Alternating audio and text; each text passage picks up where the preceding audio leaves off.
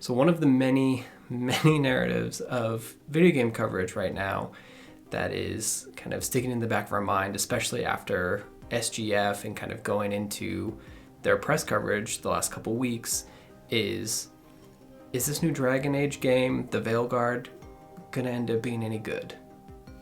And I mean, BioWare's games aren't unique in this treatment. I mean, you can just kind of look at what happened to Concord, and I mean, every year there's one of these. But the combination of how long it's been since BioWare put out a game, and that last game being the bit of a live service flop Anthem, it kind of sets some unrealistic expectations for what the Veilguard is ultimately going to be when it comes out. Throw that into the current economic situation in the games industry, and it's, pretty easy to believe that if the Veilguard flops or isn't even an instant hit, then BioWare's in some trouble. The thing is, though, I can't think of a single game, movie, a product even, that has had that much expectation piled on top of it that has been able to rise to the occasion. Under that amount of pressure, the best the Veilguard could do is just not flop. If the stakes weren't so high, you'd see that CG trailer at SGF set to a cover of We Could Be Heroes. What about Darkspawn? Yeah, someone who will stand between us and a pack of demons. Then you'd groan about it, but, the online conversation about it from that point on was, this game is doomed when it comes out. Ultimately, this is all just a load of hand-wringing about a few trailers, a name change from Dreadwolf to the Veilguard, and a release date that has been changed internally. Sure, our jaded gamer brains could see these as a studio floundering under expectation, but I don't know, it could also just be how massive creative projects function in 2024. It's so easy to see a trailer set to a moody cover of a popular song and immediately think that game is going to be bad. Maybe it's not to your taste, but a quick CG trailer set to some popular music isn't the substantive statement on the art that you maybe think it is, especially when we're talking about Dragon Age. With very few exceptions, the major studios that work on the games you like aren't quite as static as they may seem. The studio behind Titanfall 2? Well, they make Star Wars Souls-like RPGs now. The makers of Crash Bandicoot and Jak and Daxter Combat Racing make The Last of Us. And the studio that brought you Killzone is making a post-apocalyptic, open-world robot dinosaur game. As much as marketing wants you to believe that the same people who work on your favorite game from this franchise are working on this one too, it's not exactly true.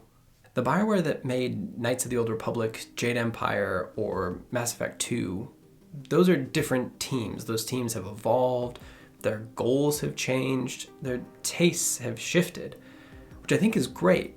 If Mass Effect 2 came out and was just Mass Effect 1 again, I think it would be a worse game. It was a bad live service game, but I loved parts of Anthem. I still do. The evolution of a studio's output makes the next project better, either by addition or subtraction. And that's why I'm so excited about Dragon Age. Its biggest strengths, in my opinion, is its evolutions. It's one of the only AAA franchises I can think of that intentionally changes things up from game to game. Whether they change the focus of the story or how the game plays itself.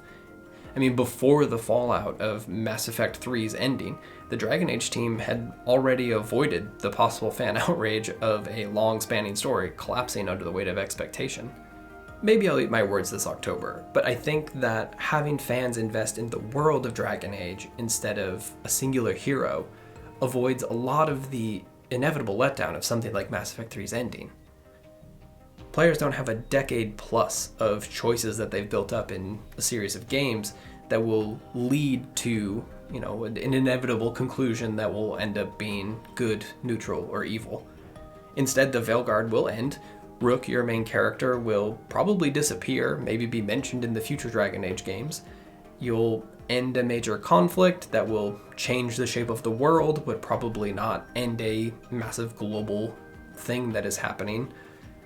And you can bet that there's going to be another conflict that'll need to be resolved in the next Dragon Age game.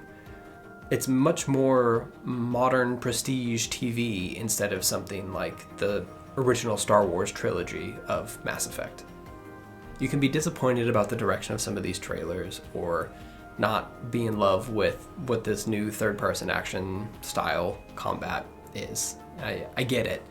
But I think a lot of the hand-wringing about BioWare trying something new with the Veilguard is misplaced, at least right now.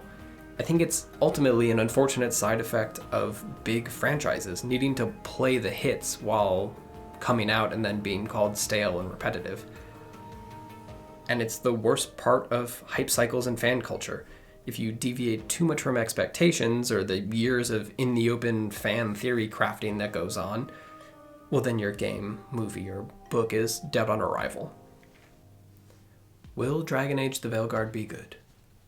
Will it save BioWare? I don't think we'll know until October, and that's kind of my point. Before we go ahead and spend hours judging the output of an entire team of creative folks based on, 2-minute clips of what a marketing team decides to put out there, I think maybe we should just sit tight and see what happens. I, for one, am just excited that there's a new Dragon Age coming out. I think it's going to be a fun time. It looks pretty neat to me, but, I'm going to sit back and wait for reviews, and I think you should too. Let's let the work live based on what it is, not just what a marketing team tells us to look at. Thanks for watching. We'll see you next time.